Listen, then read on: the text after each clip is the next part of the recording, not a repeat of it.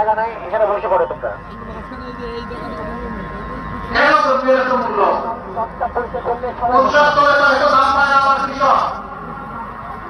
অনেক জায়গায় তারা উৎপাদিত মূল্যে উৎপাদন খরচা পর্যন্ত পায় না, অনেকে হাহাকার করে। তার কারণ হলো কাছে কাছে চাঁদাবাজি। এই চাঁদাবাজিটা আগে ছিল মাছ আকর্ষণ করে পুষকে এখন চাঁদাবাজি নেই, পুষকে এখন চাঁদাবাজ মুক্ত। ঠিক আছে না?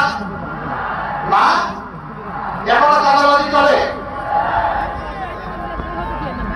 তাহলে এতগুলা মানুষের জীবনের প্রতি আমরা কি সম্মান দেখালাম? আপনারা কি আবার চাঁদাবাজি এই দেশে চলতে দিতে পারেন? আপনারা সমর্থন করেন?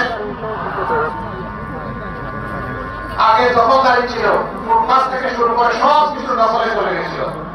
এখন তো আর দখলদার নাই, এখন আছে এই চাঁদাবাজি দখলদারি মুক্ত বাংলাদেশ আশা করতে। বললেন তার প্রমাণ কি আপনারা পারবেন?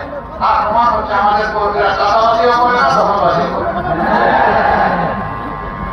আমরা সেই দল যাদের 611 জন নেতাকে খুন করা হয়েছে, বিচারের নামে পড়াশোনা করে, কাউকে দেওয়া হয়েছে ফাঁসি, আর কাউকে জেলের ভিতরে মৃত্যুর করে ঢেলে দেওয়া হয়েছে। সর্বশেষ আমাদের থেকে বিদায় নিয়েছে কোরআনের পাখি আল্লামা দিলওয়ার সোসাইটি। শহীদ মওলানা মতিউর রহমান নিজামীর সহকর্মীদেরকে এভাবে নির্মমভাবে হত্যা করা হয়েছে। মিথ্যা মামলায় সাজানো, আদালতে পাঠানো সাক্ষী দিয়ে। এখন মামলার বাদীরা এবং সাক্ষীরা বলছে যে যারা আমাদেরকে জুলুম করে সেদিন এই মামলা দায়ের সাক্ষী দিয়েছিলেন তাদের বিরুদ্ধে আমরা মামলা করেছি। এটি আল্লাহর খেলা। تعز من تشاء وتذل من تشاء بيدك الخير انك على كل شيء قدير। আল্লাহ ইজ্জত দেওয়ার মালিক, ইজ্জত কেড়ে দেওয়ার মালিক। আল্লাহ বাংলাদেশে আরো অনেক কিছু দেখাবেন ইনশাআল্লাহ।